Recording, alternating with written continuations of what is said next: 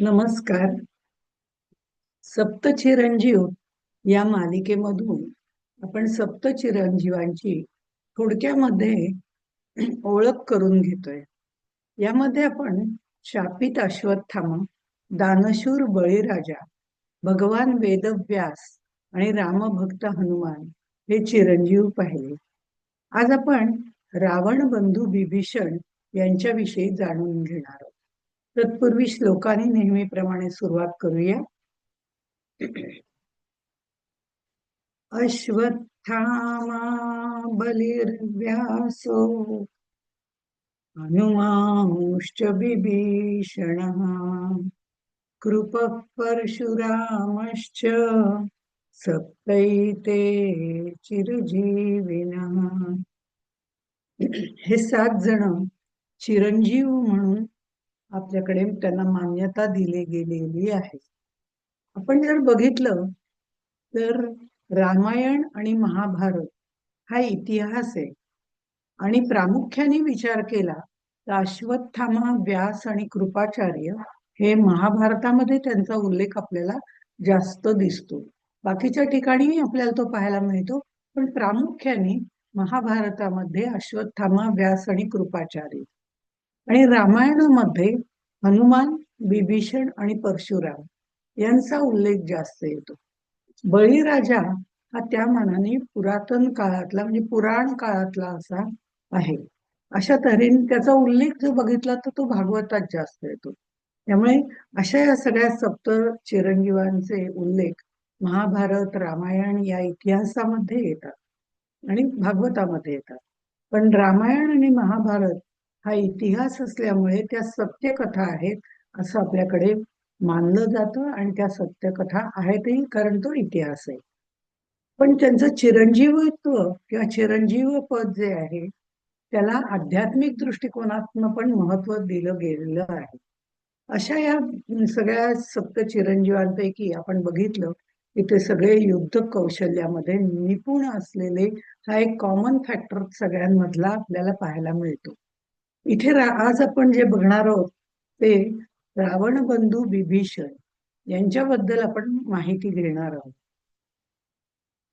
तसं जर पाहिलं तर रामायण काळातले लंकाधीश रावण जे होते त्यांचा हा लहान भाऊ असला तरी तो रामभक्त विभीषण म्हणून ओळखला जातो. विभीषण हा पुलत्स्य ऋषींचा पौत्र, पौत्र म्हणजे नातू, पुलत्स्य ऋषींचा नातू, विश्रवा आणि कैकसी यांचा पुत्र, असं त्याचं वर्णन जर करायचं झालं किंवा त्याच्या आई वडिलांची नावं घ्यायची झाली, परंपरा सांगायची झाली तर पुलत्स्य ऋषींचा पौत्र आणि विश्रवा आणि कैकसी या दोघांचा तो पुत्र आहे. रावणही त्यांचाच पुत्र आहे, विश्रवा आणि कैकसी यांचाच पुत्र आहे. पण ऋषीपुत्र म्हणून जर बघितलं जर गेलं तर विभीषणाकडे जास्त बघितलं जातं. ऋषीपुत्र म्हणजे विश्रवा मुनींचा म्हणजे या ऋषींचा पुत्र, या दृष्टिकोनातून जर आपण बघितलं तर ऋषीपुत्र असल्यामुळे त्याच्याकडे म्हणजे विभीषणाकडे पावित्र्य होतं, जे ऋषीपुत्र असून सुद्धा रावणाकडे अजिबात नव्हतं. दोघंही तसं बघितलं तर दशग्रंथी ब्राह्मण होते, पण रावण अहंकारी आणि अधर्मानी वागणारा होता, तर विभीषण धर्मानी वागणारा, नीती न्याय त्याला प्रिय होते असा धर्मानी वागणारा तो होता. स्वतः राक्षस कुळातला असला तरी विभीषणाने रावणाकडे पाठ फिरवली आणि स्वभाव धर्मानुसार तो रामाच्या बाजूने गेला. आपला मोठा भाऊ अधर्मानी वागतोय हे त्याला कायम जाणवत होतं, पण आणि वेळोवेळी त्या रावणाला त्यांनी सावध करायचा प्रयत्नही केला, पण अहंकारी रावणाने त्याचं कधीच ऐकलं नाही. लंकेच्या युद्धाच्या वेळी सुद्धा धर्माने वागणाऱ्या श्रीरामाची विभीषणाने साथ दिली. म्हणजे काही काळ लोकांनी त्याला घरभेदी, फुटीर असंही म्हटलं बरं का, अशी अवहेलना पण त्याची केली, पण तो कायम धर्माच्याच बाजूने राहिला. रावणाचा पराभव केल्यानंतर अयोध्येला परत जाण्यापूर्वी श्रीरामाने विभीषणाला लंकेचा राजा म्हणून राज्याभिषेक केला. त्याची सात्विकता, भक्ती, भगवंत निष्ठा ही आपल्याला रामायणामध्ये वारंवार जाणवतेच. आणि त्याची न्यायप्रियता, नीती न्यायाची बाजू घेण्याची ही पद्धत, ही पण आपल्याला वेळोवेळी जाणवते, ती प्रसिद्ध आहे. विभीषण याचा जर आपण थोडासा आध्यात्मिक दृष्टिकोनातून विचार करायचं ठरवलं, तर जीवाला स्वतंत्र राजा व्हायचं असेल, जीवाला स्वतंत्र आपल्या तंत्राने चालण्यासाठी, योग्य मार्गाने चालण्यासाठी जीवाला जर स्वतंत्र राजा व्हायचं असेल, तर आपल्यावरती असलेल्या दुर्गुण रूपी रावणाचा प्रभाव झुगारून द्यावा लागतो. मोहाचा त्याग करून सद्गुणांच्या सहाय्याने भगवंताला शरण जावं लागतं. हे सगळे विभीषणाचे गुण आहेत बरं का. त्या जीवाला स्वतंत्र व्हायचं असेल तर आपल्यावर असलेल्या दुर्गुण रूपी रावणाचा प्रभाव दूर झुगारून देऊन मोहाचा त्याग करून सद्गुणांच्या सहाय्याने भगवंताला शरण जावं लागतं. म्हणजे ज्या भगवंताला आपण शरण गेलोय तो ईश्वर आपल्याला त्याच्यासारखं बनवून घेतो, त्याच्यासारखंच करतो. विभीषण या सर्व त्यांनी रावण रूपी दुर्गुण सगळे बाजूला सारलेले होते. त्यात मोहाचा त्याग केला होता, नाहीतर तिथे त्याला सुखासमाधानात ऐश्वर्यात राहता आलं असतं. पण ते सगळं त्यांनी झुगारून दिलं आणि श्रीरामांच्या शरणागत तो झाला आणि त्यांनी श्रीरामाने त्याला आश्रय दिला.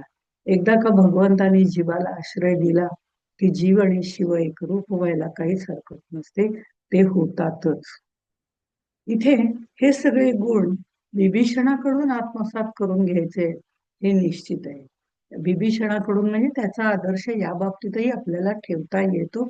तो आदर्श आपल्या समोर ठेवून आपल्याला या मार्गाने आध्यात्मिक दृष्टिकोनातून जाता येतं. आपण नेहमी सर्वसाधारणपणे विभीषण असा उल्लेख करतो, तर काही ठिकाणी त्याचा उल्लेख विभीषण असा केला जातो. विभीषण असाही केला जातो. तोही बरोबरच आहे, तो त्याच्या नावाला अनुसरून आहे. म्हणजे म्हणजे विगत. विगत म्हणजे दूर झालेले, नाहीसे झालेले, नष्ट झालेले, बाजूला झालेले. म्हणजे विगत, आणि ज्याच्यातील भीषणत्व झालेला आहे, विगत झालेला आहे, तो विभीषण. भीषण म्हणजे राक्षस कुळातला असल्यामुळे भीषण गुण, त्याच्यामधले जे भीषणत्व आहे ते दूर झालेलं आहे. असा हा विगत झालेला, भीषणत्व विगत ज्याचं झालेला आहे तो विभीषण. त्यामुळे विभीषण असंही त्याचा नावाचा उच्चार केला जातो.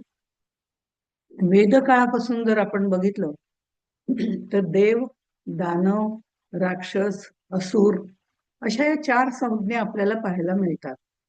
महर्षी ब्रह्मदेवांनी सृष्टीमध्ये जेव्हा वैविध्यपूर्ण उत्पत्ती करायचं ठरवलं, त्यात महर्षी कश्यपांचा वाटा खूप मोठा आहे. त्यांनी त्यांच्या वेगवेगळ्या पत्नींच्या सहकार्याने ही सृष्टीची वैविध्यपूर्ण निर्मिती करायला सुरुवात केली. तेव्हा कश्यप आणि त्यांची पत्नी दिती दिती या दोघांना त्यांना जे पुत्र झाले त्यांना दैत्य असं म्हटलं जातं. म्हणजे दिती ही राक्षस कुळातली असल्यामुळे तिला जे पुत्र झाले त्यांना दैत्य असं म्हटलं जातं. आणि त्याप्रमाणे पुराणात आपण बघितलेलं आहे, दितीचे 2 पुत्र हिरण्यकश्यपू, हिरण्याक्ष, त्यांचा वंश वगैरे हे सगळं आपण आधी बघितलेलं आहे.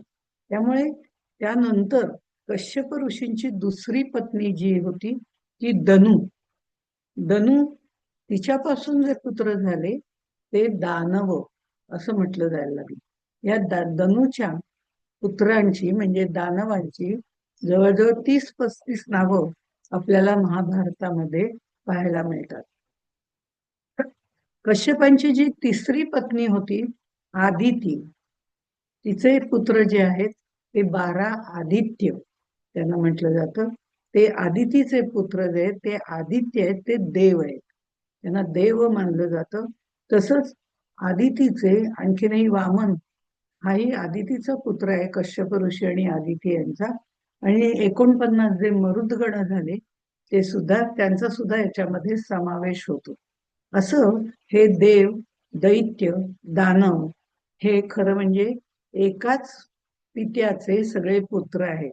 म्हणजे कश्यप ऋषींचे त्यांच्या वेगवेगळ्या पत्नींच्या सहकार्याने निर्माण झालेले असे हे वेगवेगळे पुत्र आहेत. राक्षस वंश हा त्यांच्याहून वेगळा आहे. राक्षस, यक्ष आणि असुर ही नावं पण आपल्याला पुराण काळामध्ये पाहायला मिळतात.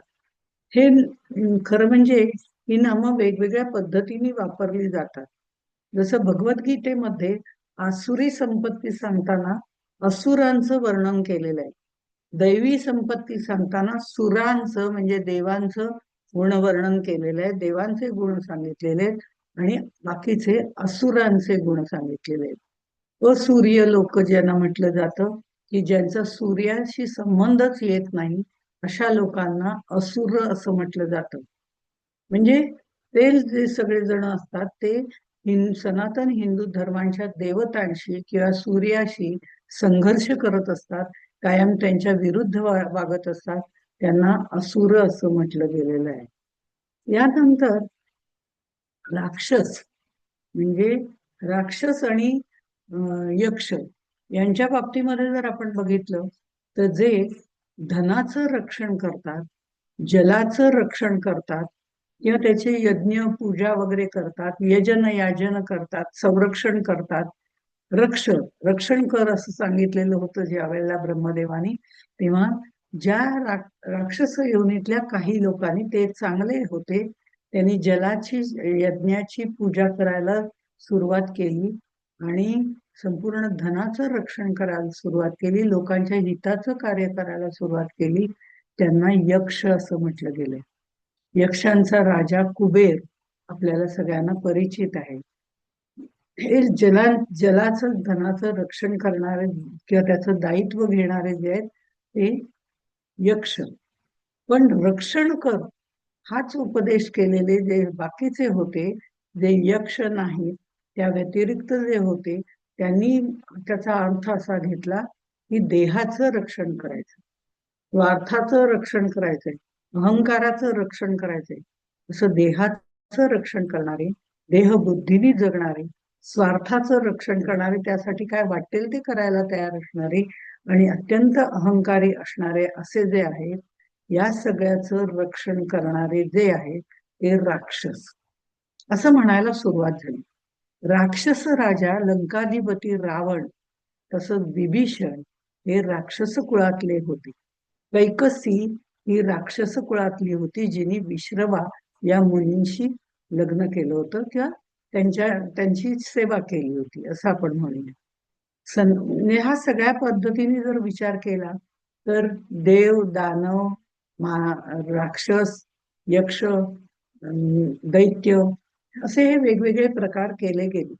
पण काळाच्या ओघामध्ये जर आपण बघितलं तर सर्वसाधारणपणे दानव, दैत्य, राक्षस, असुर हे सगळे शब्द समानार्थी व्हायला सुरुवात झाली.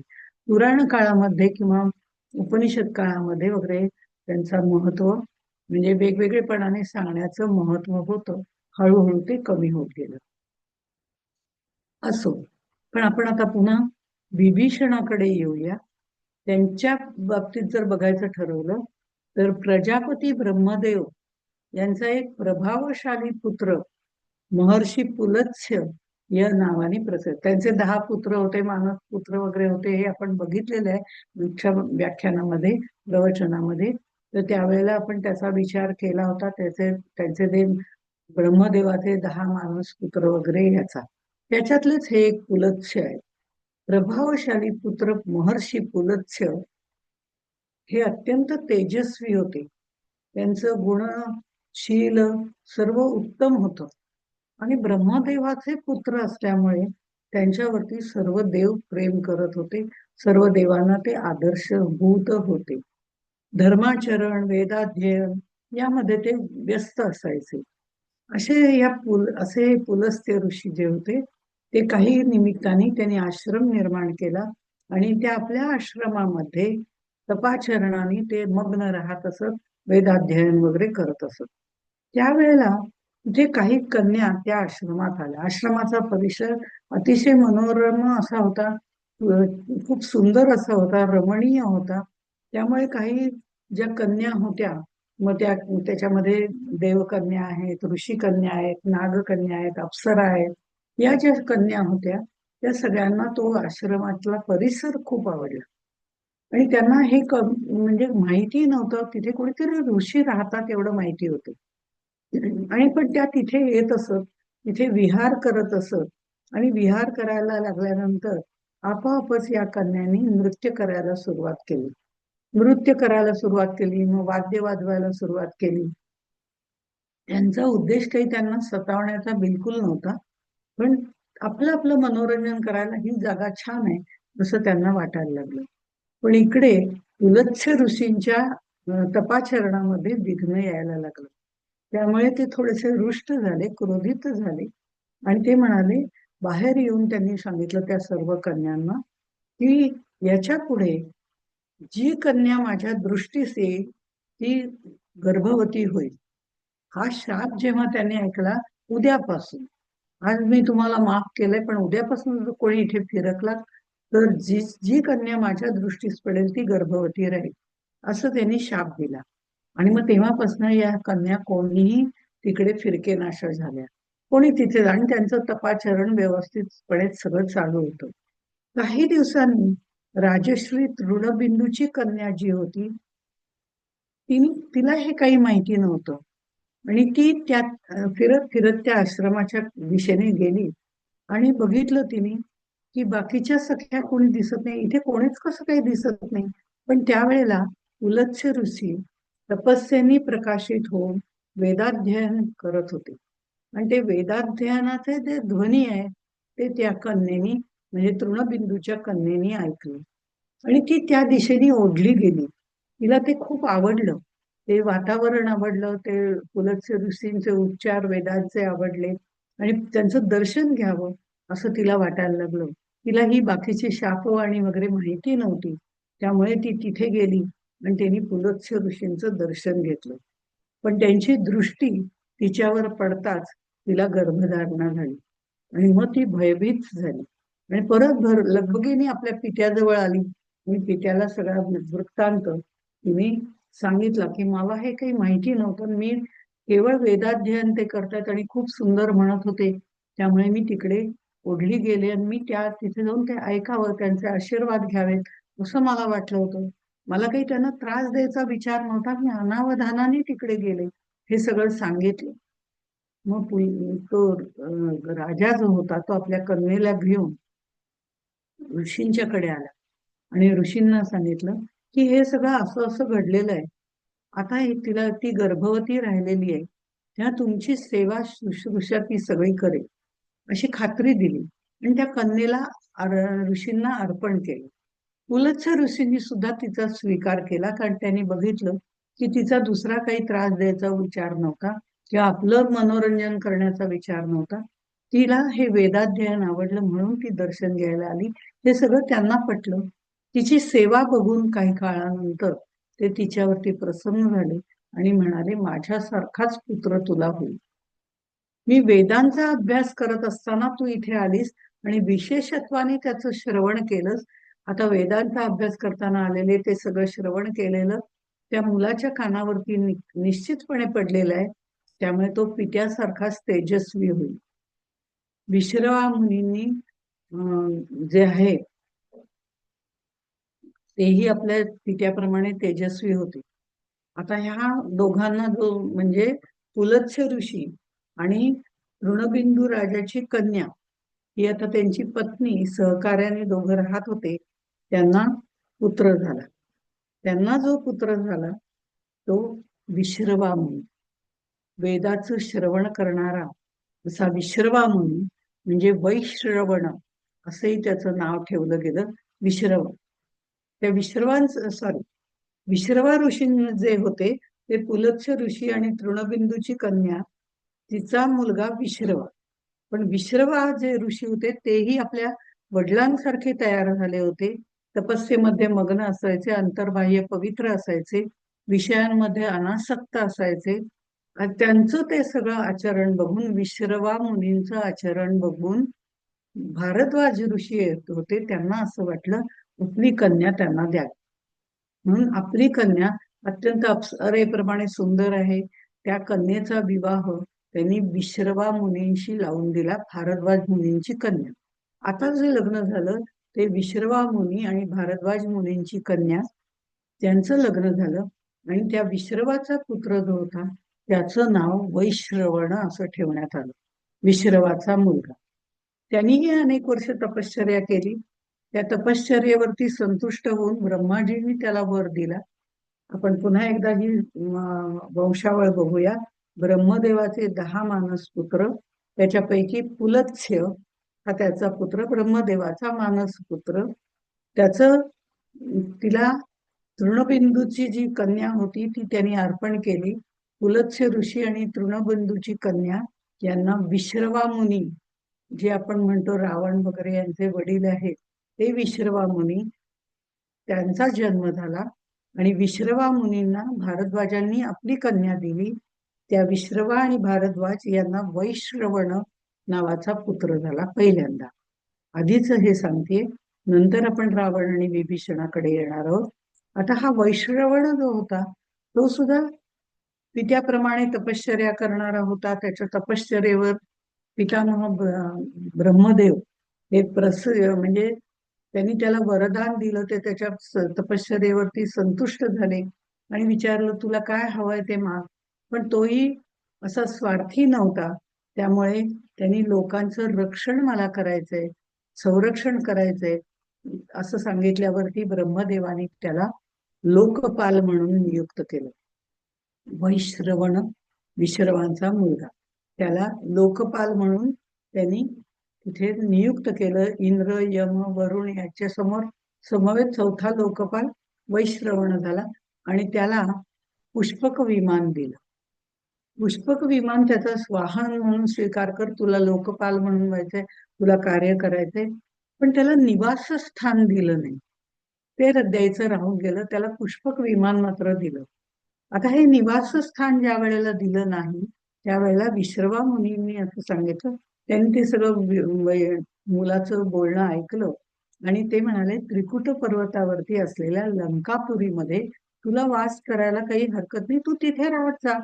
ती भूमी राक्षसांची आहे हे मान्य आहे, पण तू कैकसीचा पुत्र पण आहे, त्यामुळे तुला तिथे राहायला काहीच हरकत नाही. इंद्राच्या अमरावतीप्रमाणे ही नगरी अत्यंत शोभायमान आहे. तिची निर्मिती विश्वकर्म्यांनी राक्षसांच्या निवासासाठी केलेली आहे. तू त्या नगरीमध्ये निशंक होऊन राहा. आता ही नगरी अतिशय रमणीय होती. लंका नगरी आपल्याला माहिती आहे, तिथे सोन्याची नगरी वगैरे तिला म्हटलं जातं. तिथे राहायला यांनी सुरुवात केली. आणि नंतर धनाचे अधिपती म्हणून त्यांना नियुक्त करण्यात आलं. त्यालाच आपण कुबेर असं म्हणतो. वैश्रवण विश्रवा मुलींचा मुलगा, जो भारद्वाजांच्या कन्येपासून झालेला आहे, त्याला आपण धनाचे अधिपती असलेला कुबेर जो म्हणतो तो हाच आहे. आता त्या कुबेराकडे बघितल्यानंतर त्याचं ऐश्वर्य बघितलं, सगळं बघितलं. म्हणजे आता याच्यानंतर हे सगळं जे ऐश्वर्य या कुबेराचं ज्या वेळेला बघितलं आणि तो राक्षस नगरीमध्ये येऊन राहिलाय, कारण तो विश्रवांचा मुलगा आहे, विश्रवाने सांगितल्यामुळे तो तिथे आलाय, हे सगळं राक्षसी काळातल्या सुमाली जो आहे त्यांनी बघितलं. सुमालीनी ज्या वेळेला बघितलं त्यावेळेला आपल्या मुलीला पण चांगला पती मिळावा आणि त्याला पण ह्या वैश्रवण जो आहे, कुबेर जो आहे, त्याच्यासारखंच मुलगा व्हावा असं त्याला वाटायला लागलं. आणि प्रजापती कुळामध्ये जन्मलेला श्रेष्ठ गुणसंपन्न असावा म्हणून कैकसी, जी सुमालीची मुलगी आहे, त्या कैकसीला विश्रवा मुनींची भेट घ्यायला पाठवली आणि त्यांच्या सेवेत राहून तू त्यांच्याशी विवाह कर. तुला जे पुत्र होतील ते सुद्धा या धनेश्वर कुबेराप्रमाणे ऐश्वर्य संपन्न होतील, जे विश्रवा मुनींचे पुत्र आहेत. असं सगळं त्यांनी समजावून सांगितलं. आणि मग कैकसी आपल्या पित्याची आज्ञा प्रमाण मानून, म्हणजे सुमालीची आज्ञा प्रमाण मानून, विश्रवा मुनी जिथे जप करत होते, तिथे अग्निहोत्र करत होते संध्याकाळी, त्या सांज वेळेला तिथे जाऊन त्यांच्या चरणावरती लीन झाली. त्यांच्या चरणावरती तिने मस्तक ठेवलं आणि नंतर त्यांच्या समोर उभी राहिली. त्यावेळेला विश्रवा मुनी म्हणाले, तू कोणाची कन्या आहेस? इथे का आलीस? तुझं काय काम आहे? हे सगळे प्रश्न विचारल्यावरती तिने सांगितलं, मी तुमच्या सेवेकरता आली आणि मला सुद्धा धनेश्वर कुबेराप्रमाणे पुत्र व्हावा अशी माझी इच्छा आहे. त्यावेळेला तिच्या मनातला भाव त्यांनी ओळखला. कैकसी ही थोडी राक्षस कुळातली होती आणि तिच्यामध्ये ते गुण जास्त होते. हे सगळं त्यांनी ओळखलं. आणि आपण जे पहिल्यांदा जे लग्न केलेलं आहे ते भारद्वाज मुनींच्या ऋषीपुत्री, ती ऋषी कन्या तिच्याशी केलेलं होतं. तिला झालेला पुत्र हा कुबेर आहे, हे आपल्याला सगळं शक्य झालं. पण ही कैकसी राक्षस कुळातली आहे आणि तिच्या मनामध्ये थोडेसे राक्षसी विचार पण आहेत. हा भाव तिच्या मनातला ओळखला आणि तुला माझ्यापासून पुत्र होतील, पण ते क्रूर स्वभावाचे, क्रूर कर्मी असेच निर्माण होतील, असं त्यांनी सांगितलं. तू माझ्या बरोबर राहू शकतेस, तुला पुत्र होतील, ही तुझी इच्छा मी पूर्ण करीन, पण तू राक्षसांनाच जन्म देशील. हे सगळं वचन ऐकून कैकसीला वाईट वाटलं. कैकसीला वाईट वाटल्यानंतर विश्रवा मुनी म्हणाले की ठीक आहे, थोडीशी तडजोड आपण करूया, की तुझा जो धाकटा पुत्र असेल, सगळ्यात शेवटचा पुत्र असेल, अंतिम पुत्र असेल, तो माझ्या वंशाप्रमाणे धर्मात्मा होईल. तो म्हणजे तिला पहिली जी 3 मुलं झाली, विश्रवा मुनी आणि कैकसी यांना पहिली जी 3 मुलं झाली ती रावण, कुंभकर्ण आणि शूर्पणखा ही राक्षस प्रवृत्तीची मुलं होती. आणि शेवटी जो तिला झाला तो विभीषण झाला. तो मात्र जन्मापासून धर्मात्मा होता. धर्म मार्गाने जाणारा, धर्मा वागणारा, नीती नियम स्वाध्याय पाळणारा अशा पद्धतीने होता. त्यांनी सूर्याची उपासना, विभीषणाबद्दल आपण बोलतोय, त्यांनी सूर्याची उपासना 5000 वर्षापर्यंत एका पायावर उभं राहून केलेली आहे. आणि त्याचा मोठा भाऊ रावण, त्यांनी सुद्धा निराहार राहून 10,000 वर्ष उपासना केलेली आहे असं सांगितलेलं आहे. आणि प्रत्येक सहस्र वर्ष झालं की आपलं एक शीर कापून तो अर्पण करत असे. अशी 9,000 वर्ष त्याला पूर्ण झाली रावणाला तपश्चर्या करून. आणि तेव्हा 10,000 वर्ष सुरू झालं, त्यावेळेला ब्रह्मदेव तिथे आले. ते प्रसन्न झाले आणि त्यांनी सांगितलं रावणाला, मी तुझ्यावरती प्रसन्न झालेलो, आता तुला हवा तो वर माग. ते ऐकून दशग्रीव दशानन असा जो रावण होता, त्याला तो प्रसन्न झाला. म्हणजे त्याला मनातून खूप आनंद झाला की आपण एवढी तपश्चर्या केली ती आता फळात आली. आणि तो म्हणला, आता मला अमरत्व पाहिजे. राक्षसांना कायम अमरत्व अत्यंत गरजेचं वाटायचं. त्याचं कारण सगळ्यांवरती राज्य करायचं, अत्याचार करायचे, आपलं ते स्वार्थ साधून घ्यायचा, असे हे राक्षस कुळातले राक्षस होते. ब्रह्मदेव त्याला म्हणाला, तू अमर होऊ शकत नाही, कारण तो वर मी देऊ शकत नाही आता तुला, पण तुला दुसऱ्या कोणत्या पद्धतीने हा वर मागता येत असेल तर तू मागू शकतो.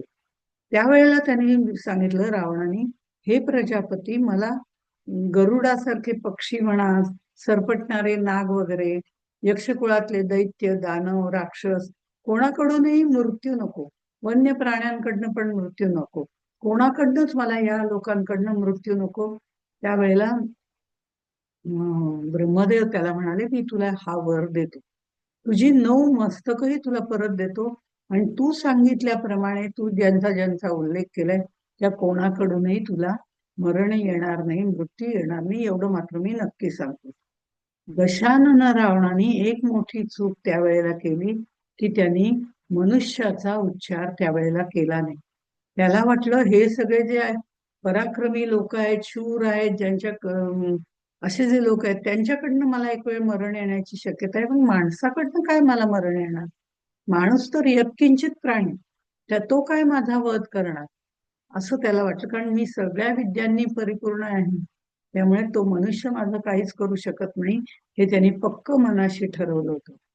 बिभीषणाने ज्या वेळेला तपश्चर्या केली आणि ती तपश्चर्या केल्यावरती त्यालाही ब्रह्मदेव प्रसन्न झालेले आहेत.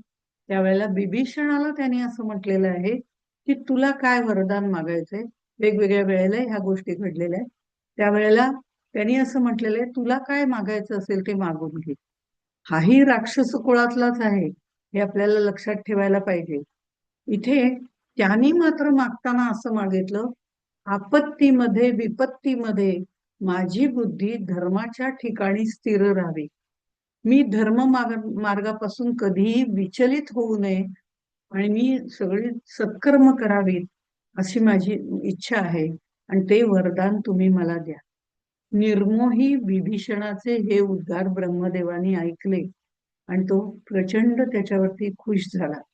धर्माने वागण्याची बुद्धी यांनी मागितली. धर्मामध्ये विपत्ती काळात सुद्धा आपलं बदलू नये मन, ती बुद्धी स्थिर राहील असा वर मागितला.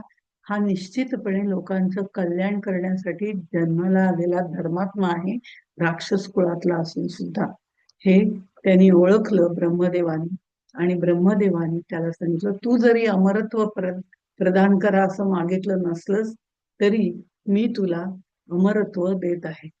कारण तू जे मागितलंस ते वरदान तुला देतो.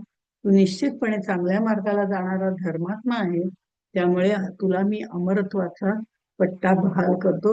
आणि विभीषणाला त्यांनी अमरत्व प्रदान केलं. विभीषणाची सात्विक वृत्ती, थोडं विभीषणाचे ह्यावर विभीषणाला मिळाला इथपर्यंत आपण आलो. आता विभीषणाने जे कार्य केलेलं आहे त्याच्याविषयी आपण विचार करूया. विभीषणाची जी सात्विक वृत्ती होती, ती सीता अपहरणाला असलेला विरोध, त्याची श्रीरामाप्रती असलेली श्रद्धा, हे सगळे जे गुण आहेत हे आपल्याला सामान्य वाटतात. ती सात्विक वृत्ती, सीतेला अपहरणापासून विरोध करावा म्हणजे रावणाला, आणि रामाप्रती श्रद्धा, हे खरं म्हटलं तर सर्वसामान्य गुण आहेत. चांगले गुण आहेत पण सर्वसामान्य आहेत. सर्वांनाच ते तसं वाटत असतं. पण विभीषणाची कौटुंबिक राक्षसी वृत्ती, या प्रवृत्ती म्हणण्यापेक्षा त्याची राक्षसी पार्श्वभूमी जर आपण बघितली तर त्यावरती याचे हे गुण आपल्याला उठावदार दिसतात. राक्षस कुळात जन्म घेऊन सुद्धा जे उपजत असे तामसी प्रवृत्तीचे गुण असतात, त्याच्यावरती संपूर्णपणे सात्विकतेचं कवच घालणारा पुलत्स्य ऋषींचा नातू विभीषण. आता मुद्दामून इथे पुलत्स्य ऋषींचा नातू असा उल्लेख केला, कारण ते त्याप्रमाणे होते. विश्रवा मुनी हे सुद्धा त्याप्रमाणे होते. त्यांच्या कुळातला हा असं खरोखरी इथे वाटायला आपल्याला सुरुवात होते.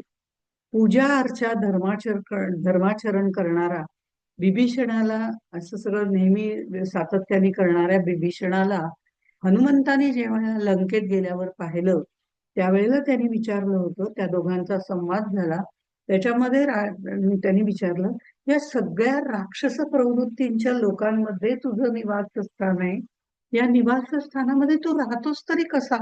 सगळे आजूबाजूला राक्षसी प्रवृत्तीचे लोक आहेत, तिथे सात्विक प्रवृत्तीचं आवरण घालून तू राहू शकतो? हे कसं शक्य आहे? त्यावेळेला विभीषणाने एका वाक्यात उत्तर दिलं की 32 दातांच्या पहाऱ्यामध्ये जीभ जशी राहते तसा मी राहतो. अशा पद्धतीने विभीषण आणि हनुमंत यांच्यामध्ये संवाद झालेले आहेत. सीतेच्या शोधार्थ ज्या वेळेला हनुमंत लंकेत गेले त्यावेळेला घराच्या चारी बाजूला तुळशीची झाडं लावलेली आहेत, राम नाम ऐकू येतं. आणि हनुमंताला आश्चर्य वाटलं की इथे कसं काय हनुमंताला, म्हणजे राम नाम कसं काय ऐकू येतंय? त्यावेळेला त्या घरामध्ये हनुमंताने प्रवेश केला. ते घर विभीषणाचं होतं. त्यांनी सीतामाई अशोक वाटिकेमध्ये राहते हे हनुमंताला सांगितलं. आणि हनुमंतानी जेव्हा लंका दहन केलं तेव्हा अशोक वाटिका आणि विभीषणाचं घर जाळलं नाही. किंबहुना ज्या घरांसमोर तुळशी वृंदावन किंवा भगवान विष्णूचं चिन्ह आहे, राम नाम होत आहे, तिथे जाऊन त्याने ते घरं जाळली नाही. चांगल्या लोकांची घरं जाळली नाही असं सांगण्याचा उद्देश आहे. हनुमंतानी लंकेत जाऊन सगळीकडे हाहाकार माजवला, ते आपण हनुमंताच्या वेळेला बघितलंय. रावणाच्या मनाचं खच्चीकरण केलं, हेही आपण बघितलंय. केवळ शस्त्र कौशल्य आणि शस्त्र संपन्नता असून उपयोगी नाही, त्यांच्या गोटातील विरोधकांचा उपयोग युक्तीने करावा लागतो. तोही हनुमंतानी केलेला आपण बघितलेला आहे. हनुमंतानी जाऊन आपल्या स्वामींचा धाक तिथे निर्माण केला. आणि त्या धाकानी भयभीत झालेल्या रावणाने हनुमंताला ठार मारायचं ठरवलं. आपण विभीषणाच्या गोष्टी बघणार आहोत म्हणून त्याचं वर्णन जास्त न करता हे हनुमंत हा जो वानर आलेला आहे हा खूप नुकसान करतोय, सगळ्या लोकांना चिथवून सोडतोय. त्यालाही रावणालाही भीती त्याची वाटायला लागली आणि मग रावणाने त्याला ठार मारण्याचा वध करण्याचा म्हणजे हनुमंताच्या वधाची तयारी सुरू केली. अशा परिस्थितीमध्ये विभीषणाने उचित कार्य केलं. संभाषण कुशल असे असलेले विभीषण आपल्या शत्रूविषयी ज्येष्ठ भ्रात्याला हिताचा उपदेश करतात. म्हणजे ज्या वेळेला हनुमंताच्या वधाचं निमित्त ठरलं त्याला अनुलक्षून त्यांनी जो उपदेश केलाय त्यावेळेचे त्यांचे जे बोल आहेत विभीषणाचे ते अतिशय बुद्धिमत्ता, नीतिमत्ता, धर्मप्रियता याला अनुसरून देतात. त्याची साक्ष त्याच्या बोलण्यात आपल्याला कळते. सीतेसाठी श्रीराम स्वतः युद्ध करायला लंकेत येत आहेत. या पार्श्वभूमीवरती विभीषणाने रावणाला विरोध करण्याचं धाडस केलं. धाडसच होतं, कारण रावण कधीच कुणाचं काही ऐकत नसे. त्यांनी रावणाला ज्या वेळेला जाऊन सांगितलं त्यावेळेला त्यांनी त्याला राक्षस राज असं म्हटलेलं आहे. त्यांनी म्हटलंय राक्षस राज लंकाधिपती असं वगैरे त्यांचं पहिल्यांदा वर्णन करून त्यांनी सांगितलं मन कलुषित करू नका, मी तुम्हाला काही गोष्टी सांगणार आहे, मन प्रसन्न करून ऐका. ज्या वेळेला आपण मनातच कलुषितता असते त्यावेळेला दुसऱ्याचं आपण ऐकून घेण्याच्या मनस्थितीतच नसतो, पण आपल्या मनामध्ये ते कलुषित विचार असतात.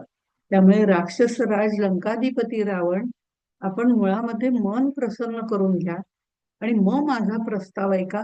मी जे सांगतोय ते तुमच्या हिताचंच सांगतोय. कर्माचं श्रेष्ठ ज्ञान तुम्हाला असलेले तुम्ही राजे आहात आणि तुम्हाला माहिती आहे, तुम्हाला युद्ध नीती माहिती आहे, त्यातले नियम माहिती आहेत.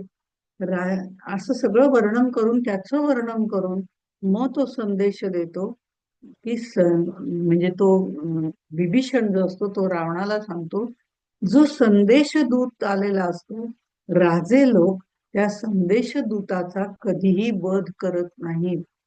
वानराला मारणं हे तर क्षुल्लकच आहे. वानर या दृष्टिकोनातनं बघितलं त्याला मारणं हे सुद्धा धर्माच्या विरुद्ध आहे. आणि यत्किंचित वानराला तुम्ही मारावं तर तुमचा पराक्रम केवढा आहे. आपल्यासारख्या वीरपुरुषांनी हे कृत्य करणं योग्य नाही हेही मला मान्य आहे. पण आपण विद्वान आहात, ज्ञानी आहात, दूताला दंड करणं हा श्रीरामाचा दूत बनून आलेला हनुमंत आहे. हनुमंत रामदूत म्हणून आलेला आहे, त्याचा वध करणं अगदी निश्चितपणे बरोबर नाही.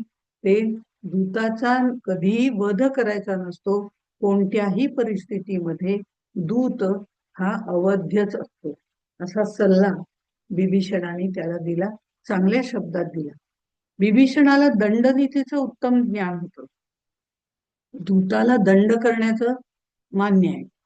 त्या दूताने जर काही गैर आचरण केलेलं असेल तर त्याला दंडही करता येतो नीतीप्रमाणे. ते नीती मान्य आहे. त्यांनी रावणाला त्याप्रमाणे या दूताला दंड करा, हे हरकत नाही असाही मार्ग सुचवला. वेगवेगळे नीती धर्माप्रमाणे जे मार्ग आहेत दंडाचे म्हणजे शिक्षा करण्याचे ते पण सुचवले. विभीषण हा धर्मज्ञ होता. त्यांनी ज्येष्ठ भावाला धर्म सांगण्याचं, जो मुळामध्ये अधर्मी आहे अशा अधर्मी भावाला धर्म सांगण्याचं अवघड काम केलं. तो प्रियवचनी होता. रावणाला न दुखावता, त्याच्या अहंकाराला धक्का न लावता योग्य ते पटवून देण्याचं कौशल्य त्याच्या वाणीमध्ये होतं. रावणाच्या सभेमध्ये श्रीरामाविषयी हनुमंताने जे गौरव उद्गार सुरुवातीला काढले होते, दूत म्हणून आलेले असताना जे गौरव उद्गार काढले होते ते विभीषणाने व्यवस्थित ऐकलेले होते. त्यावर निश्चितपणे त्यांनी विचार केलेला असणार आणि रावणाला मिळालेला वर विभीषणाला माहिती होता. आणि श्रीराम हे मानव रूप धारण केलेले आहेत हे त्यांनी लक्षात घेतलं होतं. त्यामुळे या मानव रूपाकडनं, या श्रीरामांकडनं आपल्या भावाला नक्की धोका संभवू शकतो हे त्यांनी विवेकाने विचार करून काढलेलं होतं. आता माता सीतेच्या बाबतीत मध्ये सुद्धा विभीषणाने अनेक वेळा रावणाला नम्रपणे अनेक गोष्टी सांगितल्या होत्या. हे श्रीराम पराक्रमी आहेत, धर्मात्मा आहेत, त्यांच्याशी व्यर्थ वैर घेऊ नकोस, ते उचित नाहीये. जानकीला आपल्याला त्यांच्याकडे परत पाठवायला हवं. श्रीरामाच्या प्राणप्रिय सीतेला परत केलं नाही तर समस्त लंकापूर नष्ट होऊन जाईल, लंकापुरी नष्ट होऊन जाईल आणि पराक्रमी राक्षस सुद्धा इथून मारले जातील. आणि या सगळ्यांच्या हिताच्या दृष्टिकोनातून मी तुला सांगतोय आणि त्याचा प्रसन्नपूर्वक विचार कर, चांगल्या वृत्तीने त्याचा विचार कर. असं एवढं सांगून सुद्धा रावणाने त्याच्या बोलण्याकडे काहीही लक्ष दिलं नाही. स्वतः विद्वान आहे, उत्तम आहे, हे सगळं ज्ञान त्याला आहे, पण विनाशकाले विपरीत बुद्धी म्हणतात तेच खरं. त्यांनी हे सगळं ज्ञान असताना मंत्री परिषद बोलावून घेतली आणि नंतर मंत्री परिषदामध्ये तिथे सुद्धा विभीषण खरं गप्प बसले नाही. तिथेही त्यांनी हा उच्चार सर्व राक्षसांसमवेत केला, पण काहीही उपयोग झाला नाही. दुसरा दिवस उजाडला आणि त्यावेळेला त्यांनी बघितलं, धर्म अर्थ यांचं तत्व जाणणारे विभीषण ज्या वेळेला रावणाच्या घरी गेले त्यावेळेला त्यांनी रावणाच्या मी तिथे बघितलं तर रावणाच्या विजयासाठी, विजयाच्या उद्देशाने यज्ञ चालू केले गेला होता आणि पुण्याह वाचन चालू होतं, त्याचे पवित्र घोष चालू होते. ब्राह्मणांचं दर्शन घेऊन त्यांची पूजा वगैरे करून त्यांना नमन करून हा आतमध्ये आला आणि महाराजांचा विजय असो अशी प्रतिकात्मक घोषणा त्यांनी दिली. परंपरा प्राप्त शुभसूचक अशा वचनांचा त्यांनी प्रयोग केला. कुठून तरी रावणाला खुश करण्याचा प्रयत्न केला की पुन्हा एकदा सांगून बघू, पुन्हा एकदा समजावून बघू म्हणून प्रयत्न केला. आणि त्यावेळेला ते म्हणाले की आता तू यज्ञ करतोच आहेस, पण तुला माहितीये का की ही विधेय कुमारी सीता इथे आली तेव्हापासून हे सगळं अमंगल असे अशुभ अपशकुन असे घडतायत. मंत्रवत अग्नी जो आहे तो सुद्धा ठिणग्या आणि धूर या स्वरूपात मला दिसतोय, तो असा प्रगल्भ झालेला आपल्याला दिसत नाही. वेदाध्ययनाच्या ठिकाणी साप वगैरे दिसायला लागले, लंकापुरीवरती गिधाडांच्या धाडी आपल्याला दिसायला लागले. हे सगळ्या भयसूचक घटना आहेत आणि ह्या भयसूचक ज्या घटना आहेत त्या सगळ्या जर आपल्याला घालवायच्या असतील तर विदेह कुमारी सीतेला श्रीरामांकडे पाठवायला हवं, तेच योग्य आहे. सीतेचं अपहरण झाल्यामुळे हे सगळे अशुभ अपशकुन ज्याला म्हटलं जातात ते आपल्या राक्षस नगरी करता, जनते करता आणि या लंकापुरी करता निश्चित घातक आहे. ही वार्ता तुझ्यापर्यंत पोहोचवणं मला कर्तव्य वाटलं म्हणून मी हे कर्तव्य करतो. किती वेळा त्यांनी हे सगळं धीराने सांगितलं, शांतपणे सांगितलं. हा त्याचा संयम जो आहे किंवा धीराने एखादी कार्य करावं हे विभीषणाकडून शिकावं. रावणाच्या मंत्रिमंडळामध्ये असणारे जे राक्षसगण किंवा रावण, मेघनाद वगैरे हे ह्या सगळ्यांच्या कौतुकच करत असत. त्यांचे शौर्य जे होतं त्याच वर्णन करत असत, त्यांच्याच बाजूनी बोलत असत. म्हणजे रावणाच्या आणि मेघनादाच्या बाजूनी हे सगळं मंत्रिमंडळ थोडक्यात त्याची हाजी हाजी करत असत. आणि त्यामुळे रावणाने जर युद्ध करायला सांगितलं तर युद्ध करायचंच आहे हे नक्की त्यांनी ठरवलेलं होतं. कोणी कुठलीही मनस्थिती जाणून घेण्याच्या म्हणजे विभीषणाची तर नाहीच. विभीषण हा खरा हितैषी आहे, त्याची बुद्धी निश्चित आहे, मूलगामी आहे, पण तो हे जाणतोय की श्रीरामाकडून ह्या सगळ्या राक्षसांचा वध होणार आहे. ह्या राक्षसांकडून श्रीरामाला कोणतीच इजा संभवणार नाही. श्रीराम धर्माला प्राधान्य देतात, ते महावीर आहेत.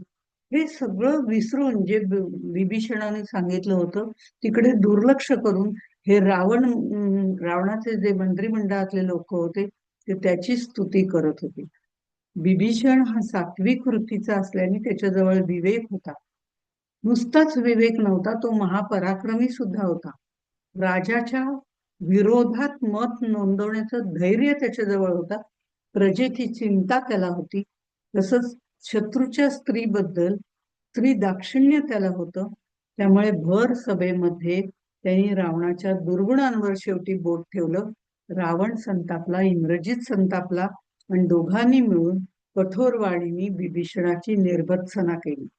रावण तर त्याला असं म्हणाला, संपूर्ण माझं ऐश्वर्य संपन्न हे सगळं विश्व बघितलं शत्रूचं दमन करणारा यशस्वी राजा मी आहे आणि मला ऐश्वर्य संपन्न शत्रूचं दमन करणारा यशस्वी राजा राजा अशा पद्धतीने अनेक गोष्टींनी माझा मान सन्मान केला जातो या राक्षसांकडनं. ते तुला बघवत नाहीये का? खरं म्हणजे तू माझा लहान भाऊ आहे म्हणून आतापर्यंत वाचलास, नाही तर एव्हाना मी तुझा शिरच्छेद केला असता. असं म्हणून त्याला अनेक कठोर बोल ऐकवले. रावणाने ऐकवलेले म्हणजे काय ते बघायलाच नको. विषारी सर्पाबरोबर त्याची तुलना केली आणि त्यालाच उलट तो म्हणाला, तुझी बुद्धी भ्रष्ट झालेली दिसते. त्यावर विभीषण शांतपणे म्हणाले, श्रीरामाच्या बाणाने तुझा मृत्यू बघण्याची माझी इच्छा नव्हती म्हणून मी तुला समजावण्याचा प्रयत्न केला, पण आता माझी इथे राहण्याची इच्छा नाही. तुझी इच्छा काय नाही, मीच तुला हाकलवून देतो, असं सुद्धा रावणाने पुढे म्हटलेलं आहे. आणि मग आपल्या 4 सहकार्यांसह अनुचरांसह विभीषण आकाशमार्गाने रामचंद्र प्रभूंकडे गेले. सर्वजण शस्त्र अस्त्रविद्येमध्ये प्रवीण होते, उत्तम आभूषणांनी सुशोभित होते. या 4 वीरांना आणि त्यांच्या बरोबर विभीषणाला पाहला सुग्रीवानी जेव्हा पाहिलं, वानरांचा राजा सुग्रीव आहे, त्यांनी जेव्हा पाहिलं की हे सगळेजण येत आहेत, त्यावेळेला त्यांनी आपल्या सर्व बांधवांशी विचार विनिमय केला आणि त्यांनी ठरवलं की हा रावणाच्या तिकडून येतोय, विभीषण हा त्याचा लहान भाऊ आहे, मग हा काहीतरी आपल्या घात करण्याकरता येतोय. असं म्हणून आपण सगळ्यांनी हल्ला करण्यासाठी तो खाली उतरला, आकाशमार्गे येतोय, तो खाली उतरला की त्याच्यावरती आपण हल्ला करायचा. पण बुद्धिमान विभीषण जो होता त्यांनी आकाशामध्ये राहूनच सुग्रीव आणि इतर वानरांना बघून खूप मोठ्या उच्चारामध्ये सांगितलं, रावण नावाचा जो दुराचारी राक्षस आहे त्याचा मी लहान भाऊ विभीषण आहे. रावणाने जटायूला मारून सीतेचं अपहरण केलंय आणि त्या असहाय्य सीतेला स्वतःच्या ताब्यात ठेवलेलं आहे. प्रभू रामचंद्रांच्या सेवेत सीतेला लवकरात लवकर परत कर, त्यात तुझं भलं आहे असं मी त्याला वारंवार समजावून सांगितलं, पण तो कुठलीच गोष्ट मानायला तयार नाही. आणि मी धर्माने वागणारा असणारा आहे, धर्मात्मा आहे, नीतीने वागणारा आहे, त्यामुळे मी श्रीरामांच्या सेवेमध्ये आता इथे उपस्थित आहे, एवढा निरोप तुम्ही श्रीरामांना द्या. आता वैरी अकस्मात सेनेमध्ये हा प्रवेश मिळवेल असे यांचे विचार मात्र चालूच होते. हा जरी असं म्हणत असला तरी कितपत खरं आहे, कारण शेवटी शत्रूवरती विश्वास ठेवायचा का नाही हा प्रश्न आहे. हा वैरी आहे, अकस्मात हा येईल, सेनेमध्ये प्रवेश करेल, सेनेतली माहिती काढेल, हा कोणीतरी रावणाचा गुप्तचर पण असू शकेल. असे सगळे वेगवेगळे गोष्टी तर्कवितर्क लढवले जात होते. आणि या सगळ्यावरती हनुमंत तिथे ज्या वेळेला आला, त्यांनी हे सगळं ऐकलं, त्यावेळेला त्यांनी सांगितलं की त्याच्यामध्ये जर दोष आपल्याला दिसले तर आपण निश्चित त्याचा त्याग करू, पण त्याच्यामध्ये गुण असतील तर आपल्याला त्याचा स्वीकार करायला हवा. हे सगळं शांतपणे आपल्याला ठरवायला लागेल. रावणाचं आपल्याशी वैर आहे, पण विभीषण इथे आलाय, ती वेळही योग्य नाही हेही आपल्याला कळतंय, पण आपल्याला थोडासा विचार करून निर्णय घ्यावा लागेल. विभीषण एका नीच पुरुषाला सोडून श्रेष्ठ पुरुषाच्या आचरणामध्ये आलेला आहे, आश्रयाला आलेला आहे, पण तो विनंती करतोय तेही आपल्याला बघावं लागेल. दुष्ट पुरुष निशंक मनाने स्वस्थ चित्त होऊन कधीही शत्रुपणे येत नाही. त्यांच्या मनामध्ये म्हणजे दुष्टपणा असतो, तो आपल्या लक्षात येतो. वाणीमध्ये त्यांच्या दोष असतो, तो आपल्या लक्षात येतो.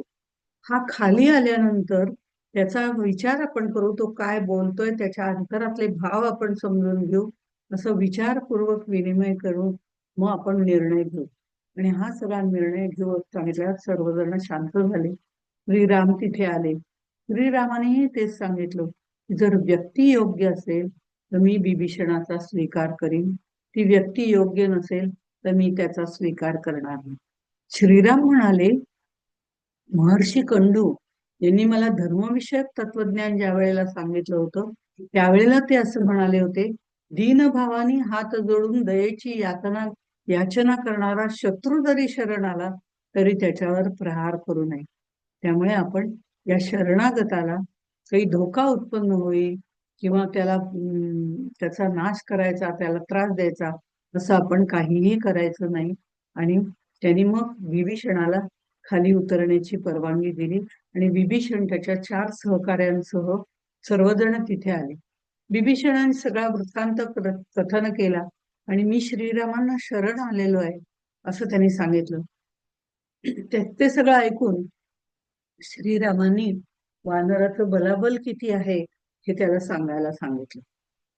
आणि हे बलाबल किती आहे, त्याचा प्रभाव किती आहे, या सैन्याबद्दलची माहिती वगैरे विचारली आणि ती सगळी माहिती विभीषणाने श्रीरामाला दिली. आणि तो म्हणाला, आणखीन एक गोष्ट महत्वाची आहे, ब्रह्माजींनी दिलेल्या वरामुळे, त्याच्या प्रभावामुळे मनुष्य सोडून इतर कोणत्याही प्राण्याकडून रावण म्हणजे माझा ज्येष्ठ बंधू अवध्य आहे, हे लक्षात घ्यायला पाहिजे. मी रावणापेक्षा कनिष्ठ आहे आणि माझ्यापेक्षा ज्येष्ठ असलेला माझा आणखीन एक भाऊ आहे, तो म्हणजे कुंभकर्ण. तो सुद्धा तेजस्वी आहे, पराक्रमी आहे, युद्धात बलशाली आहे, त्याचीही माहिती दिली. प्रहस्त जो सेनापती आहे त्याच्याबद्दल माहिती दिली. हे सगळ्या पराक्रमाच्या गोष्टी तुम्हाला सांगितल्यास ह्या मी जाणतोय. रावण, पण मी तुझा रावणाचा वध मी नक्की करीन आणि तू जर आम्हाला योग्य ती मदत केलीस, कुठेही फितुरी केली नाहीस, तर मी रावणाचा वध करीन आणि तुला लंकेचा राजा करीन, असंही त्यांनी वचन श्रीरामाने त्याला दिलं. आणि नंतर एक गोष्ट नक्की आहे, कुठेही जरी गेला हा रावण रसा तळात पाताळात, तरी मी त्याला सोडणार नाही आणि त्याचा वध नक्की करीन, अशा पद्धतीने आश्वासन सुद्धा विभीषणाला दिलं. राक्षसांचा संहार करण्यासाठी, लंकापुरीवर आक्रमण करून ती जिंकण्यासाठी जे काय सहकार्य तुम्हाला लागेल ते मी तुम्हाला निश्चितपणे देईन, असं त्यांनी सांगितलं विभीषणाने. आणि ज्या वेळेला प्रश्न पुढे उभा राहिला, असे वेगवेगळे प्रश्न फक्त आपण घेऊया की कोणत्या वेळेला विभीषणाने त्याला मदत केली. पुढे प्रश्न असा उभा झाला की एवढी मोठी वानर सेना घेऊन एवढा मोठा समुद्र पार करून जायचं कसं. त्यावेळेला विभीषणाने नुसतं सूतवाच्य केलं की रामचंद्र हे सगराचे वंशज आहेत, त्यांचं सहाय्य घेण्याकरता श्रीरामांनी समुद्राला शरण जायला पाहिजे आणि तो नक्की सहाय्य करेल. आणि मग आपल्याला माहितीये की ते दगड टाकले आणि पूल बांधला आणि सगळे लोक त्याच्यावरनं गेले. श्रीरामानी समुद्राला शरण जायला पाहिजे, तो नक्की सहाय्य करेल, हे सूतवाच्य फक्त विभीषणाने केलं. लगेच असं करा तसं करा, मी असा सल्ला देतो, असं कुठेही त्यांनी आपलं वर्चस्व दाखवलं नाही. उलट तो असं म्हणाला, सुग्रीव राजनीतीमध्ये पंडित आहे, लक्ष्मण सुद्धा समयोचित सल्ला देण्यामध्ये कुशल आहे. मी जे प्रस्ताव तुमच्या पुढे ठेवलाय याचा योग्य तऱ्हेने तुम्ही विचार करा आणि योग्य वाटेल ते करा. युद्ध कुशल असल्यामुळे श्रीरामांनी विभीषणाचा सल्ला सुद्धा बऱ्याच वेळा मानलेला आहे. पण विभीषण युद्ध कुशल आहे, आपल्याला तो मदत करायला आलाय आणि तो सेवा करतोय, वारंवार सगळ्या गोष्टी आपल्याला सांगतोय, हे त्यांनी लक्षात घेतलं होतं. रावणाने ज्या वेळेला शुक आणि सारण या राक्षसांना वानर सेनेमध्ये प्रवेश करायला सांगितला आणि तिथलं गुप्त बळ वगैरे सगळे गुप्तचर म्हणून तिथे चौकशी करायला सांगितली, वानरांची संख्या किती आहे, त्यांचं बळ किती आहे वगैरे, त्यावेळेला लपून छपून, बघा गुप्तचर म्हणून ते आलेले, शरणागत होऊन आलेले नाही, त्यामुळे ते गुपचूप असे गुप्त राहून आपल्या मनामध्ये भीती बाळगून अशा पद्धतीने वानर वेशामध्ये ते वावरणारे जे सगळ्या सेनेचं निरीक्षण करत होते, ते शुक आणि सारण एवढ्या वानरांमध्ये ते 2 वानर रूपाने तिथे आले. पण महातेजस्वी अशा विभीषणाने त्यांना ओळखलं की हे वानर नाहीयेत, हे शुक आणि सारण आहे, रावणाचे गुप्तचर आहेत. त्यांच्यावरती नजर टाकताच त्यांच्या लक्षात आलं आणि त्यांनी ही माहिती श्रीरामांना दिली. हे रावणाचे गुप्तचर आहे. ते सांगितल्याबरोबर श्रीरामाने त्या दोघांना बोलावून घेतलं, शुक आणि सारणांना. तिथे विभीषण होतेच. त्या दोघांना बोलवलं आणि सांगितलं की तुम्ही निशस्त्र आहात, तुम्ही वानरांचं रूपही घेतलेलं आहे, पण तुम्ही गुप्तचर आहात हे मला कळलेलं आहे. तसं जर पाहिलं तर गुप्तचर हा सुद्धा धर्मानुसार अवध्यच आहे. त्यामुळे मी तुम्हाला निश्चितपणे मारणार नाही. पण तुम्हाला काय माहिती हवी आहे ती सगळी माहिती घेऊन जा, काही फरक पडत नाही. सत्यवचनी रामाने त्यांना सगळी माहिती दिली आणि रावणाला आणखीन एक गोष्ट सांगायला सांगितली. हे सगळी माहिती रावणाला दे, काही हरकत नाही, पण एक गोष्ट त्यांना नक्की सांग की तू बळाच्या आधारे माझ्या सीतेचं अपहरण केलेलं आहे.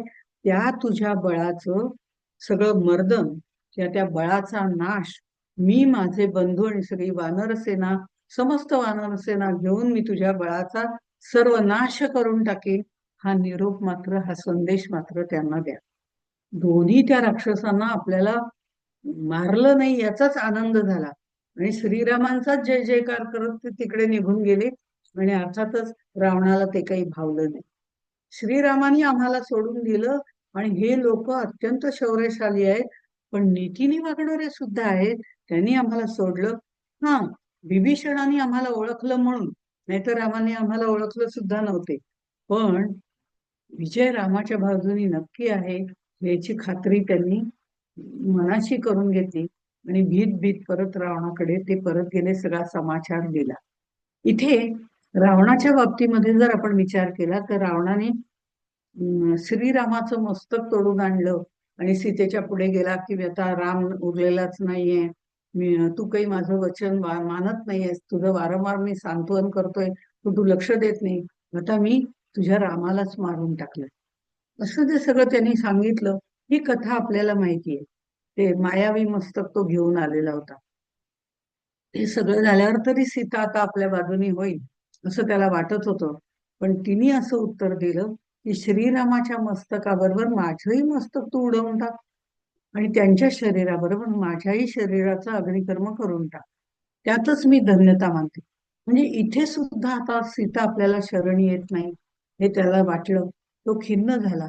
तो तिथून त्या अशोक वाटिकेमधून बाहेर पडल्यावरती एक तिची प्रेमळ सखी जी होती सीतेची, राक्षसिणी सगळ्या तिथे बसलेल्या होत्या वगैरे अशोक वाटिकेमध्ये वगैरे, हे वर्णन आपल्याला माहिती आहे सगळ्यांना. पण त्यामध्ये तिची एक प्रेमळ सखी होती, ती तिच्या सांत्वनासाठी धावत आली. तिचं नाव सरमा असं होतं. ही राक्षस कुळातलीच आहे, पण तिचा उल्लेख वाल्मिकी रामायणामध्ये आपल्याला युद्धकांडामध्ये पाहायला मिळतो. सरमा राक्षसिणी जी होती, राक्षस कुळातली असल्यामुळे राक्षसी असं आपण म्हणूया. तिला सीतेबद्दल स्नेह होता, रामाबद्दल आदरयुक्त वचन ती नेहमी वापरत असे, किंवा तिला रामाविषयी आदर होता. आणि रावणाचं विपरीत मत जे आहे तेही तिचं होतं. तिला रावण आवडत नसे, रामाविषयी जास्त प्रेम होतं. ही सरमा विभीषणाची पत्नी असावी असं म्हटलं जातं. असा उल्लेख काही ठिकाणी आलेला आहे. ती सीतेचं रक्षण करत होती, सीतेशी मैत्री करत होती, तिला चांगलं चांगलं तिच्याशी बोलत होती, अत्यंत दयाळू होती. ती म्हणाली, हे विदेह नंदिनी, तू धीर धर. हे रावणाने जे केलंय ना ते काही खरं नाहीये, ते सगळं मायावी आहे. तुझ्या व्यथेला तो सतत जागृत करतोय, पण त्याला तू मनामध्ये जागाच देऊ नकोस. अशोक वाटिकेमध्ये गुप्त स्थितीमध्ये राहून तुझं संरक्षण करून मी रावणाच्या प्रत्येक हालचालीवरती निरीक्षण करते. वानर पराक्रमी आहेत, श्रीराम पराक्रमी आहेत, ते युद्धामध्ये इतके सहजी मारले जाणार नाहीत हे निश्चित आहे. श्रीरामाच्या आश्रयाने वानर निश्चितपणे सुरक्षित राहतील आणि महापराक्रमी राम आणि लक्ष्मण हे दोघं वानर सैन्यासह इकडे यायला निघालेले आहेत. अशा तऱ्हेने तिला सगळी माहिती हिनी पण नंतर दिलेली आहे. ही सरमा विभीषणाची पत्नी असावी असं म्हटलं गेलेलं आहे. आता युद्धप्रसंगी विभीषणाने काही रहस्य श्रीरामाला सांगितलेली आहे. मेघनाद म्हणजे इंद्रजित, ज्याने इंद्राला जेव्हा जिंकलं होतं त्याला इंद्रजित म्हणायला सुरुवात झाली. मेघनाद आणि इंद्रजित दोघं एक. ते इंद्राला जेव्हा जिंकलं होतं त्यावेळेला ब्रह्मदेवाने इंद्राला सोडवून आणलं आणि इंद्राला सोडवून आणलं त्यावेळेला मेघनादाला वर दिला. तो वर देताना ब्रह्मदेवाने असं सांगितलं, युद्धाच्या अगोदर तुझं देवीचा जो विशेष यज्ञ आहे तो यज्ञ केलास आणि युद्धावरती गेलास तर तुझा जय नक्की होईल, तुला कोणीही हरवू शकणार नाही. हे सांगितलेलं होतं. ते बिभीषणाला माहिती होतं. कुठेही यज्ञाला जायचं झालं की इंद्रजित त्या देवीची पूजा करत, म्हणजे यज्ञ करत असे. पण हेच सांगताना ब्रह्मदेवानी पुढेही असं म्हटलं होतं की हा यज्ञ जो उद्ध्वस्त करेल तो तुझा वधही करेल, असंही सांगितलं होतं.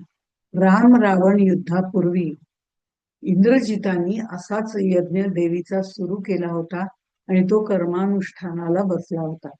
हे स्थान विभीषणाने अर्जुनाला सॉरी विभीषणाने हे स्थान लक्ष्मणाला दाखवलं आणि लक्ष्मणासोबत विभीषण तिथे गेला आणि इंद्रजिताची त्यांनी कठोर शब्दामध्ये निर्भत्सना केली. खरं म्हणजे त्याचे शब्द निर्भत्सनापूर्वक किती कठोर असतील तर ते असूच शकत नाही. पण तू जे करतोयस ते योग्य करत नाही, तू हे करतोयस हे चांगलं करत नाही, श्रीराम योग्य आहेत वगैरे हे सगळं सगळं त्यांनी इंद्रजिताला समजावलं. इंद्रजिताने मात्र त्याची नको त्या शब्दामध्ये निंदा केली की तू आमचा काका आहेस तरी काही उपयोग नाही, तू म्हणजे आपल्या घरभेदी झालेला आहेस, तू तिकडे जाऊन सगळी आपली गोष्टी सांगतोस. आणि त्यावेळेला विभीषण त्याला असं म्हणालेलं आहे, माझा जन्म जरी राक्षस कुळात झाला असला तरी माझा स्वभाव राक्षसासारखा नाही. मी सत्वगुण धारण केलेल्या पुरुषाचा आश्रय घेतलेला आहे. हे तुझं शौर्य बळ जे काही पणाला तू लावतोय याचा सगळ्याचा नाश नरश्रेष्ठ असा जो लक्ष्मण आहे त्याच्याकडून निश्चितपणे तुझा होईल, म्हणून मी लक्ष्मणाला इथे आणलेलं आहे. आता हे सगळं इंद्रजिताचं मनोधैर्य खच्चीकरण करणारे शब्द होते. यज्ञ पूर्ण होण्यापूर्वी लक्ष्मणाच्या हातून मेघनादाचा म्हणजे इंद्रजिताचा मृत्यू झाला आणि ते रहस्य विभीषणाने त्याला सांगितलं होतं त्याप्रमाणे झाले. रावणाचा मुलगा इंद्रजित शूर असून सुद्धा मायावी शक्ती प्राप्त त्यांनी केलेली होती.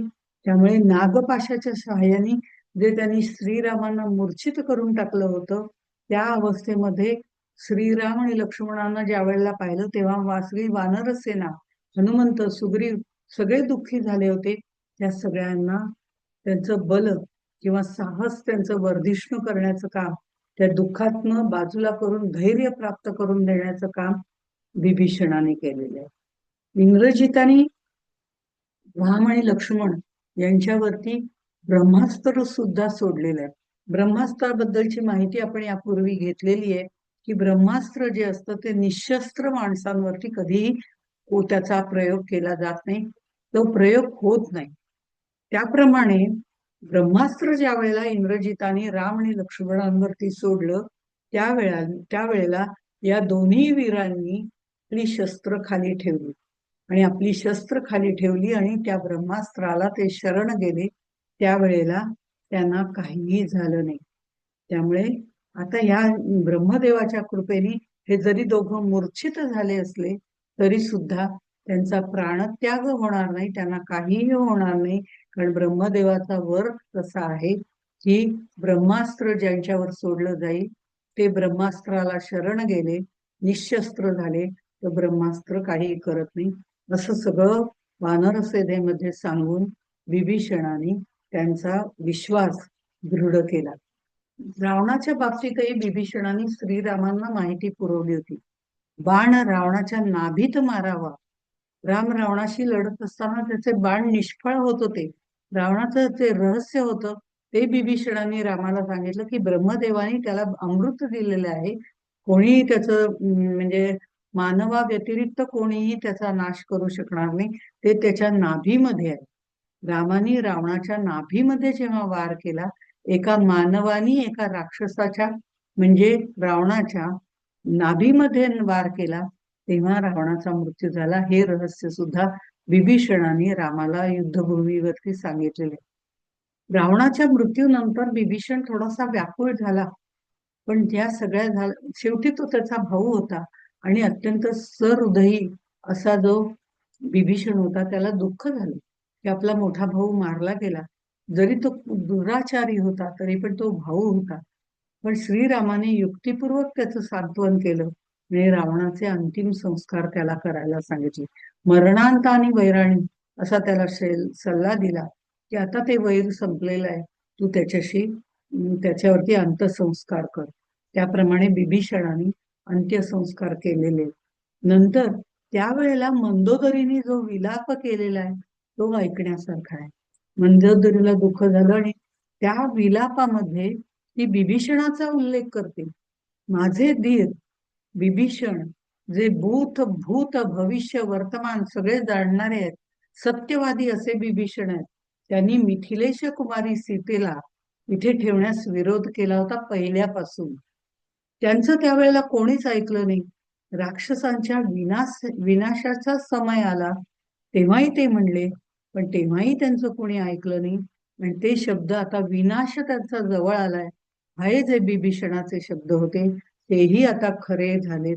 रावणाच्या अग्निसंस्कारानंतर म्हणजे रावणाने म्हणजे मृत्यू पावला, पण बिभीषणाने वेळोवेळी सांगून सुद्धा कोणीही त्याचं सत्यवचन ऐकलं नाही. याचं दुःख मंदोदरीला सुद्धा झालं, कारण ती पण वर्तनाला अतिशय उत्तम होती. तिच्याबद्दल जर आपण बघितलं तर सद्गुणी होती. आज जर बघितलं तर सीतेला म्हणजे बिभीषणाचं हे सगळं राज्याभिषेक वगैरे श्रीरामाने केला. सीतेला मुक्त करून त्यांनी श्रीरामाच्या ताब्यात दिलं, श्रीरामाला दिलं. सीतेने दिव्य अग्निदिव्य वगैरे केलं. आणि नंतर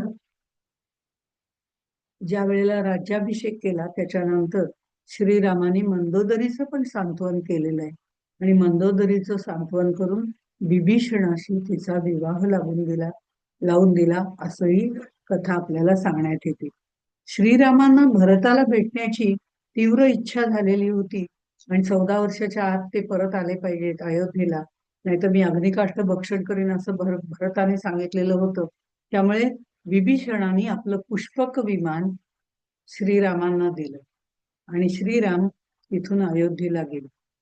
अयोध्येला पोहोचल्यानंतर ते पुष्पक विमान श्रीरामांनी आपल्या जवळ ठेवलं नाही, ते कुबेराचं होतं, ते कुबेराला परत दिलं. महाभारत काळामध्ये सुद्धा ज्या वेळेला युधिष्ठिराने राजसूय यज्ञ केला त्यावेळेला बिभीषणाने त्याला अर्थसहाय्य पाठवलं, असा द्वापार युगामध्ये सुद्धा आपल्याला उल्लेख पाहायला मिळतो.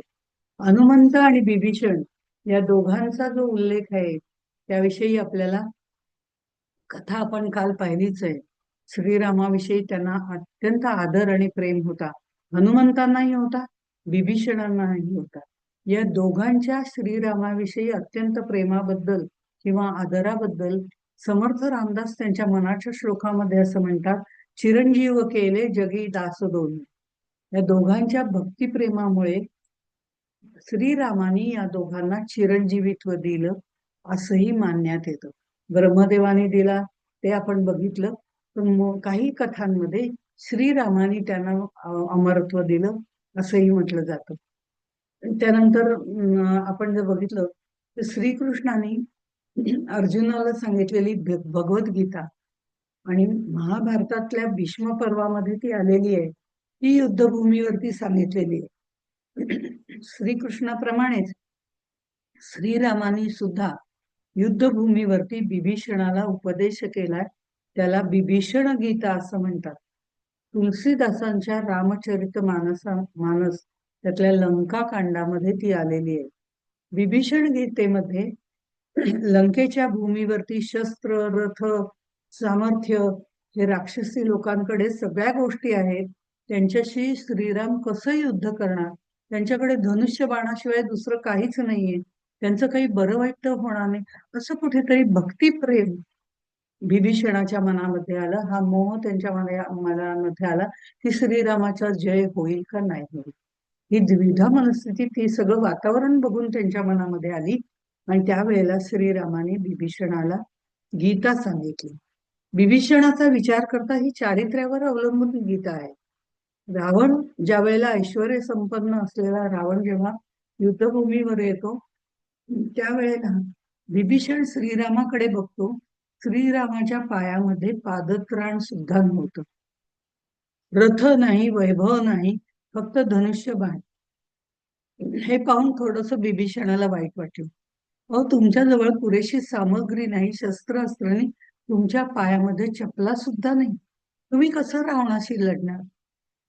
इथे श्रीरामाला अदती हे विशेषण लावलेले.